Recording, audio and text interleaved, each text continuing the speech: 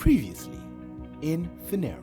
Jeremiah chapter 1 gives us a very defining moment of time in the life of this wonderful man, a prophet and a son of God. And I believe God allows such things written in scripture to help us understand the way that we should go in this life of relationship with God.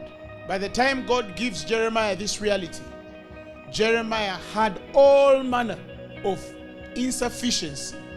He was unskilled. He was unprepared. When God was speaking to him, Jeremiah says, God, I am a child. I cannot even speak the way I should. And like many things come sometimes in life, and sometimes God places a demand on your life, and you ask yourself, how am I going to do this? And God does not begin from the man's weakness and his inability. He begins from the man's story. He says, you're here worried about how young you are. Let's go back a bit. Before your mother and father thought that let us meet, he says, I knew you. This thing we are discussing is older than you. It's older than the thing you're dealing with. Are you hearing me? It's older than the disease that entered your body. It's older than the news that were written about you. It's older than the words that the radio said. The thing I'm giving you is older than that. Even when the doctor said we found this in your blood, I had a plan bigger. He says, I know the plans that I have for you. Plans to make you prosper and not to harm you. They are not of evil but of good. He says to give you an expected end. We have a certain expectation in our end and steadfast. It's assured through the word. How can we fail? Some of you don't carry the certainty in your heart that tomorrow is going to be better than today. Christianity is a life of rest. The Bible says that we which have believed have entered into rest. You go to your workplace like a rested man. Circumstances might put pressure around to make you feel restless and anxious. But the Bible says, be anxious about nothing. Even when men are most anxious, you're not moved. You know who you are. You know who you've believed. You know who is working for you. You know who is working in you. You know where you're going. You know who started this work. And that he said he shall see it to accomplishment to the day of Christ. You know the author of your dream. You know the author of your creations. You know who started this thing. There's a rest that comes to you when you know who is in charge. That is why even when it comes to naming, God named you before even your parents thought to name you. You have a name. If you go back even in the Jewish culture, from time immemorial when God starts relating with man, naming was one of the most divine, most spiritual rites of passage for anybody. The beginning was not when the man was born. The beginning was when the man was named. Because in the name is a character. In the name is a definition for the path of life of that thing and the essence of that thing. When God created the world, Old Testament dispensation, all through the Bible, you will see that God deliberately names people certain names that fulfill the destinies for which those names carry.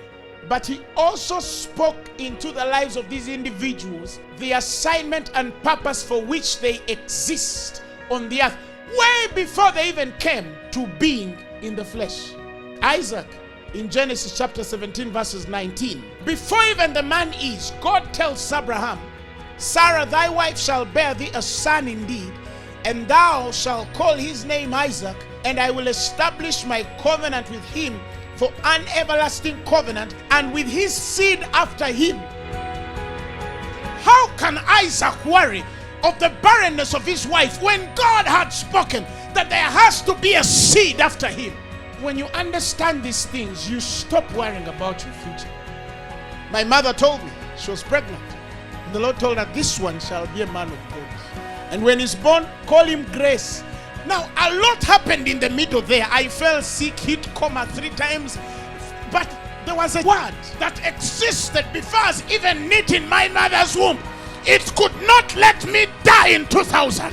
It would not let me perish in 1999. It is that word that would see a car coming to crush me. And somehow the driver stops. Are you hearing me? Why? Because before you were formed in your mother's womb, He says, I knew you. I had to be here. I had to stand in front of you. I had to preach this word on this particular day, in this time of season. God knew that in part of your calendar, you had to be in Phaneroo.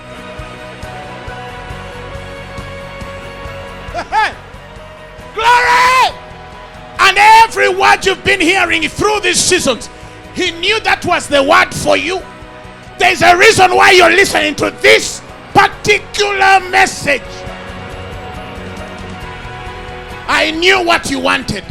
I knew what would stir you. I knew what would take you to your next level. I knew what would settle your marriage. I knew what would establish you. I knew what would fix your kids. I knew what would give you a womb. I knew it.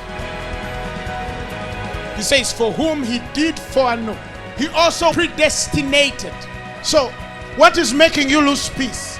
Chichi, he designed your destiny to be conformed. The Greek word there is sumorphosis. That means to be in likeness of form with the image of his son. Anybody who lives after the cross, when he looked at you, he said, what destiny should I? Then he entered Christ, looked at all the attributes of Jesus, and he says, kind, he gave you kindness. Anointing, he gave you anointing. Wisdom, he gave you wisdom. Strength, glory, power, kankongereko na kano, money, sharabakatelepa. He did predestinate to be sumorphos, to be conformed, to be in likeness and form. Let me explain what that means. When he's talking about Jesus, the Bible says that you're like him in quality, and quantity.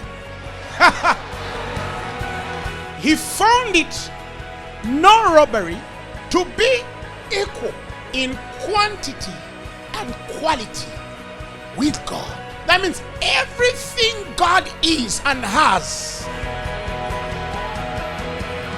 This is love made perfect, that we might have confidence on that day. For as he is, so are we. Tell your neighbor, I'm one with God. If the church awakens to this reality, you cannot die of a diagnosis. You can't. You cannot fail in this world. How? You have diabetes. How do I have diabetes? Listen, he did that. The Bible says that he might be the firstborn among many brethren. And then he says, for now, because he knew you, he predestinates, then he called, then he justified, and after that justification, he glorified. Before your mother and father met, God knew what he was doing from the very beginning. He decided from the outset to shape the lives of those who love him along the same lines as the life of his son. The son stands first in line of humanity. He restored. We see the original and intended shape of our lives there in him. After God made that decision of what his children should be like, he followed it up by calling people by name. He set them on a solid basis with himself, and after getting them established, he stayed with them to the end, gloriously completing what he had begun. So, what do you think? With God on our side like this, how can we lose?